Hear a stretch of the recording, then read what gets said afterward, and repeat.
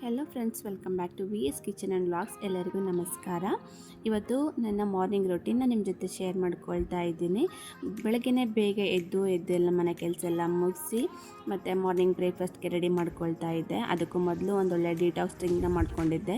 Amla detox ಡ್ರಿಂಕ್ನ ಮಾಡಿಕೊಂಡು ನಾನು ಮತ್ತು ಯಜಮಾನ್ರು ಇಬ್ಬರೂ ಕುಡಿದ ನಂತರ ಪಾಪನ ಎಬ್ಬಿಸಿ ಅವಳಿಗೆ ಸಹ ಸ್ನಾನ ಎಲ್ಲ ಮಾಡಿಸಿ, ಅವಳಿಗೂ ಸ್ಕೂಲಿಗೆ ಲೇಟಾಗಿತ್ತಲ್ಲ, ಸೊ ಬ್ರೇಕ್ಫಾಸ್ಟ್ ಮಾಡೋಣ ಅಂತ ಬಂದೆ. ಮಾರ್ನಿಂಗ್ ತಿಂಡಿಗೆ ಇಲ್ಲಿ ನಾನು ಉದ್ದಿನ ವಡೆ ಹಾಗೂ ಇಡ್ಲಿ ಮತ್ತು ಚಟ್ನಿ ಮತ್ತು ಬೇಳೆ ಸಾಂಬಾರನ್ನ ಮಾಡ್ಕೊಳ್ತಾ ಇದ್ದೆ. ವಡೆ ಮಾಡ್ಕೊಳ್ಳಿಕ್ಕೆ ಮೊದಲು ನಾನಿಲ್ಲಿ ನೈಟು ನೆನೆ ಹಾಕ್ಕೊಂಡಿದ್ದೆ ಉದ್ದಿನ ಬೇಳೆನ. ಅದನ್ನು ನೆನೆ ಹಾಕಿದ ನಂತರ ಮಾರ್ನಿಂಗ್ ಅದಕ್ಕೆ ನೀರು ಹಾಕ್ತೇನೆ, ಚೆನ್ನಾಗಿ ರುಬ್ಕೋಬೇಕಾಗುತ್ತೆ. ರುಬ್ಕೊಂಡು ಅದಕ್ಕೆ ಉಪ್ಪು ಮತ್ತು ಸಾಲ್ಟು, ಪೆಪ್ಪರ್ ಮತ್ತು ಜೀರಿಗೆ, ಸ್ವಲ್ಪ ಕೊತ್ತಂಬರಿ ಸೊಪ್ಪು, ಕರಿಬೇವು ಸೊಪ್ಪು, ಹಾಗೆ ಈರುಳ್ಳಿ ಮತ್ತು ಹಸಿರು ಮೆಣಸಿನ್ಕಾಯಿ ಇಷ್ಟನ್ನು ಹಾಕಿ ಮಿಕ್ಸ್ ಮಾಡಿ ಇಟ್ಕೋಬೇಕಾಗುತ್ತೆ. ಮಿಕ್ಸ್ ಮಾಡಿ ಇಟ್ಕೊಂಡು ನೋಡಿ, ಇಲ್ಲಿ ಇಡ್ಲಿ ಎಲ್ಲ ರೆಡಿ ಆಗಿತ್ತು, ಎಲ್ಲನೂ ತೆಗೆದಿಟ್ಕೊಂಡೆ. ಇದು ರವೆ ಇಡ್ಲಿನ ಮಾಡಿದ್ದೆ, ತುಂಬ ಟೇಸ್ಟಿಯಾಗಿತ್ತು, ಹಾಗೆ ಸಾಫ್ಟಾಗಿ ಚೆನ್ನಾಗಿತ್ತು ಇಡ್ಲಿ.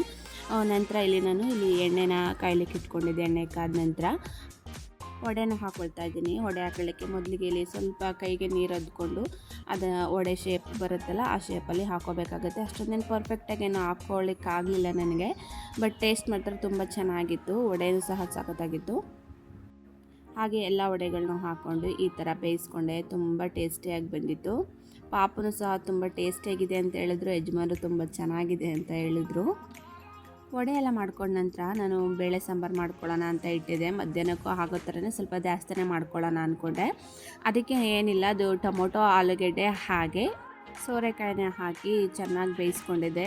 ಬೇಯಿಸ್ಕೊಂಡ ನಂತರ ಅದಕ್ಕೆ ಚೆನ್ನಾಗಿ ಒಳ್ಳೆ ಒಗ್ಗರಣೆ ಕೊಟ್ಕೊಂಡ್ರೆ ನಮ್ಮ ಮನೆ ಖಾರದ ಪುಡಿನೇ ಇದಕ್ಕೆ ನಾನು ಯೂಸ್ ಮಾಡ್ಕೊಂಡಿದ್ದೆ. ಹಾಗಾಗಿ ಸಾಂಬಾರು ತುಂಬ ಟೇಸ್ಟಿಯಾಗಿ ಬಂದಿತ್ತು. ಇಡ್ಲಿಗೆ, ದೋಸೆಗೆ ಸಾಂಬಾರು ಸಖತ್ತಾಗಿರುತ್ತೆ. ಒಗ್ಗರಣೆ ಎಲ್ಲ ಕೊಟ್ಕೊಂಡ ನಂತರ ತುಂಬ ಟೇಸ್ಟಿಯಾಗಿತ್ತು ಸಾಂಬಾರು. ನೋಡಿ ಎಷ್ಟು ಚೆನ್ನಾಗಿ ಕಲರ್ಫುಲ್ಲಾಗಿ ಕಾಣಿಸ್ತಾ ಇದೆ ಅಂತ. ಹಾಗೆ ಇಲ್ಲಿ ಚಟ್ನಿ ಮಾಡ್ಕೊಳ್ತಾ ಇದ್ದೆ. ಚಟ್ನಿ ಮಾಡ್ಕೊಳ್ಳಿಕ್ಕೆ ನಮ್ಮ ಪಾಪು ಹೆಚ್ಚು ಶೇಂಗಾ ಚಟ್ನಿನ ಇಷ್ಟಪಡ್ತಾಳೆ, ಸೊ ಹಂಗಾಗಿ ಶೇಂಗಾ ಚಟ್ನಿನ ಮಾಡ್ಕೊಳ್ತಾ ಇದ್ದೆ. ಅದಕ್ಕೆ ಕಾಯಿ ಹಾಗೆ ಕಡಲೆ ಬೀಜ ಮತ್ತು ಶುಂಠಿ, ಬೆಳ್ಳುಳ್ಳಿ ಮತ್ತು ಸ್ವಲ್ಪ ಹುಣಸೆಹಣ್ಣು ಹಾಗೆ ಉಪ್ಪನ್ನ ಹಾಕಿ ಚೆನ್ನಾಗಿ ರುಬ್ಕೊಂಡಿದ್ದಕ್ಕೆ ಒಂದೊಳ್ಳೆ ಒಗ್ಗರಣೆ ಕೊಟ್ಕೊಂಡ್ರೆ ನಮ್ಮ ಚಟ್ನಿ ರೆಡಿ ಆಗುತ್ತೆ. ಈ ಥರ ಬ್ರೇಕ್ಫಾಸ್ಟ್ ನಮ್ಮದು ಮಾರ್ನಿಂಗ್ ಆಗಿತ್ತು. ಇಡ್ಲಿ, ವಡೆ, ಸಾಂಬಾರು ಹಾಗೆ ಚಟ್ನಿ. ಟೇಸ್ಟ್ ಮಾತ್ರ ಸಕ್ಕತ್ತಾಗಿತ್ತು. ನಂತರ ನಮ್ಮ ಪಾಪುಗೆ ತಿನ್ಸೋಣ ಅಂತ ತೊಗೊಂಡು ಬಂದೆ. ನೋಡಿ, ಅವಳು ಮಾರ್ನಿಂಗ್ ಡೈಲಿ ಅಷ್ಟೇ ಮಾರ್ನಿಂಗ್ ತಿನ್ನೋಕ್ಕೆ ತುಂಬ ಕಷ್ಟಪಟ್ಕೋತಾಳೆ. ಬೆಳಗ್ಗೆ ಎದ್ದ ತಕ್ಷಣ 8 ಗಂಟೆಗೆ ತಿನ್ನಬೇಕು ಅಂದರೆ ಸ್ವಲ್ಪ ಕಷ್ಟ ಮಾಡ್ಕೋತಾಳೆ. ಅದನ್ನು ಹಿಂಸೆ ಮಾಡಿ ಒಂದು ಇಡ್ಲಿ ತಿನ್ಕೊಂಡು ಹೋದ್ಲು. ಅದೇ ಮ್ಯಾಗಿ ಮಾಡಿಕೊಟ್ಬಿಡಿ, ನೀವು ಎನಿ ಟೈಮ್ ಕೊಟ್ಟರು ಚೆನ್ನಾಗಿ ಮ್ಯಾಗಿ ತಿಂದುಬಿಡ್ತಾಳೆ. ಬಟ್ ಊಟ ಅಂತ ಬಂತು ಅಂದರೆ ತುಂಬ ಪಟ್ಟಾಡಿಸ್ತಾಳೆ. ಮಾರ್ನಿಂಗ್ ತಿಂಡಿ ತಿನ್ನೋದಕ್ಕೆ ಎಲ್ಲ ತಿಂಡಿ ಆಯಿತು, ರೆಡಿನೂ ಮಾಡಿದೆ. ಸ್ಕೂಲಿಗೆ ಬಿಟ್ಟು ಬರೋಣ ಅಂತ ಹೋಗ್ತಾ ಇದ್ದೆ. ಸೊ ಇಲ್ಲಿ ಬಸ್ ಬರುತ್ತಲ್ಲ, ಬಸ್ಗೆ ಬಿಟ್ಟು ಬರೋಣ ಅಂತ ಹೋದೆ.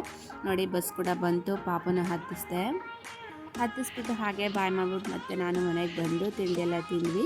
ಇದಾಗಿತ್ತು ನಮ್ಮ ಮಾರ್ನಿಂಗ್ ರೂಟೀನ್. ಪ್ಲೀಸ್ ನಿಮಗೆಲ್ಲ ಯಾರಿಗೆ ಈ ವಿಡಿಯೋ ಇಷ್ಟ ಆಯಿತು ಎಲ್ಲರೂ ಒಂದು ಲೈಕ್ ಮಾಡಿ, ಶೇರ್ ಮಾಡಿ, ಕಮೆಂಟ್ಸ್ ಮಾಡಿ. ಹಾಗೆ ಹೊಸದಾಗಿ ನನ್ನ ಚಾನಲ್ನ ನೋಡ್ತಾ ಇರೋರು ಸಬ್ಸ್ಕ್ರೈಬ್ ಮಾಡ್ಕೊಂಡು ನೋಡಿ, ಹಾಗೆ ಸಪೋರ್ಟ್ ಮಾಡ್ತಾಯಿರಿ.